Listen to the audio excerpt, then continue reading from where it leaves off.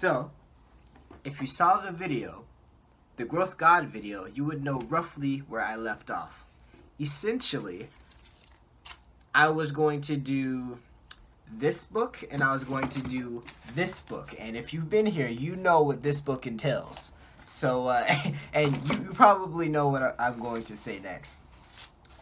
So, the plan was 2 books, 2 tracks.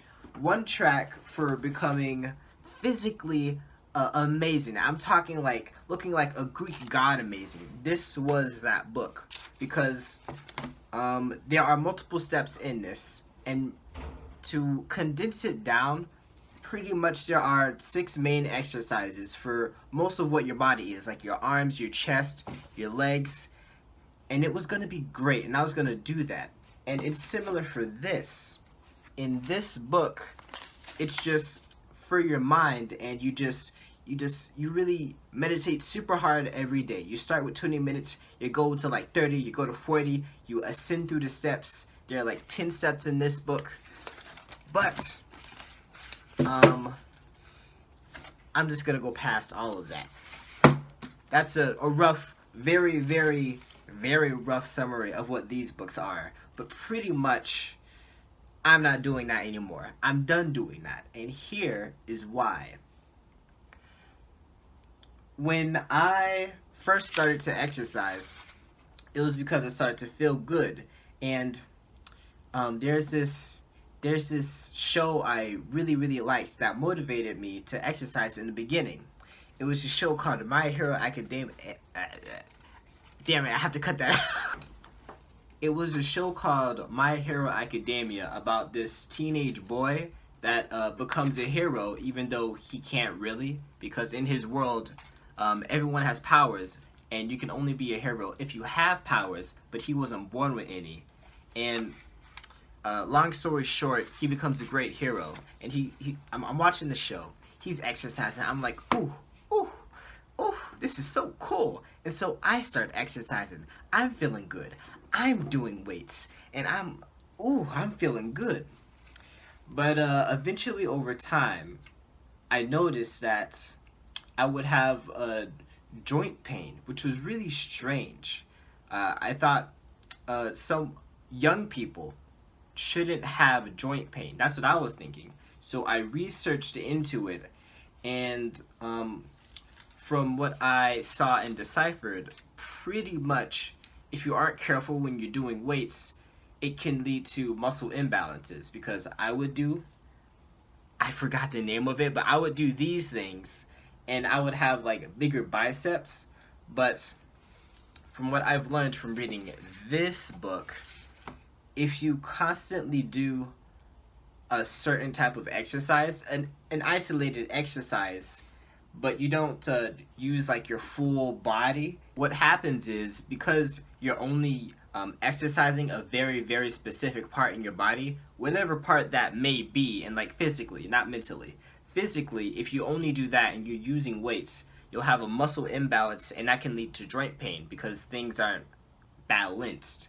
But when you do things like calisthenics, I'm so surprised I pronounced that correctly. When you do those type of things, you are using like your entire arm, not just your biceps of your arm. And so when you use your entire arm, it grows in a balanced way, and you don't experience this joint pain. So that was when I decided, okay, I'm going to stop with the weights, and I'm going to attain a natural body. Because in the beginning, I just wanted to be stronger. That's all I wanted to do. Now it was, okay, I don't care about being stronger. I just want to be healthier. And so I read this whole book. It seemed like gold to me. And I thought, okay, boom, I'm going to start doing this. I start doing it. It's great. And then not too long after, I got into Sadhguru. And you probably know where this is going. But after what feels like consuming 200 plus videos, after doing all of that and learning more and more about Isha and yoga, I thought, okay, now I don't care about being strong. I don't even necessarily care about looking strong. Now, I just want to be more conscious and do what is most conducive to being conscious. There's a video somewhere where he talks about you want to train your body and mind in a way so that they aren't hurdles to whatever you want to do in your life. And long story short, I stopped doing weights. I stopped doing this calisthenics program, and now I'm looking toward doing Angamardana, which is I've seen videos on it. I've seen the Isha video on it where like they're talking about their experience doing Angamardana, and I've even seen a podcast episode. It was made by some guy named Visek Sabu where he interviews someone that does Angamardana. I'll probably link it below, but pretty much every person that does that unanimously agrees that thing Angamardana, even though it just looks like it's just stretching, it is so much more intense than actually doing like push-ups or just doing weights. And I have done a little bit of yoga, not American yoga. I've done Upa yoga. Yeah, I've done Upa yoga. I've done the directional movements and I've done the neck movements for I think 3-4 months now, and I really like it. That has been doing me good, even though it's not like super intense exercising like what I used to do. Like I used to do like Tabata and weights, and then I transitioned to this, and then now Upa yoga, and then in the future Angamardana. But I'm gonna have to wait until some Isha teachers open up, until the situation settles down. And you know what I'm gonna say about this one. I've already talked about my meditation journey in the past, and so yeah, I am not going to do this anymore. Now I just want to learn Shambhavi Mahamudra, and that is another thing from Sadhguru. So, okay, so I went from, I'm going to fast forward and skip all the things in the past. I'm doing this, or I used to do this, then I learned Isha Kriya. It was better than that. And now I'm doing Isha Kriya. It's fantastic. But now I want to learn Shambhavi Mahamudra.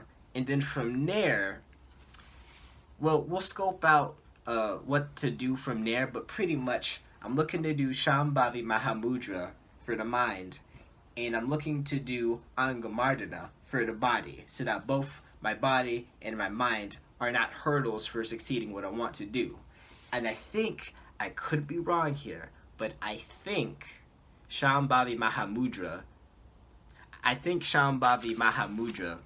also works on your life energies, which I don't fully understand what life energies are because it's not really in my experience.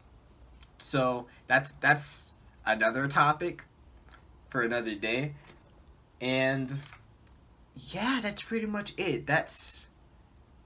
That is fully how I'm going to become a growth god. I'm done with the weights. I don't want to be strong. I don't really care about looking healthy. I just want to do what is most conducive to being conscious and achieving whatever I want to achieve. And this was such a great book, but I found something so much better with Isha Kriya, and in the future, Shambhavi Mahamudra. But I'm starting to, I think, ramble a little bit. I don't think I missed anything because that's mind, that's body, and life energies, which I don't fully understand. And that is it. I think at the very end of this video, I'm either going to put it up or I'll just link it below. It's a video where Sadhguru talks about weights, and it perfectly summarizes what I'm going to do in the future and how I feel about weights now. So, thanks for watching.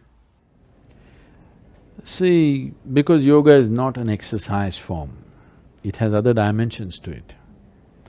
Teaching it as a compulsory process in the school has its limitations. You may reduce yoga into a gymnastic process which will be it's a crime to do that.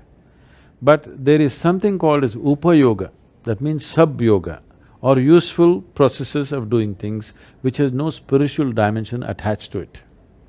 If you do upa-yoga or angamardana systems of yoga, fitness is assured, you will not need any equipment, all you need is 6x6 floor.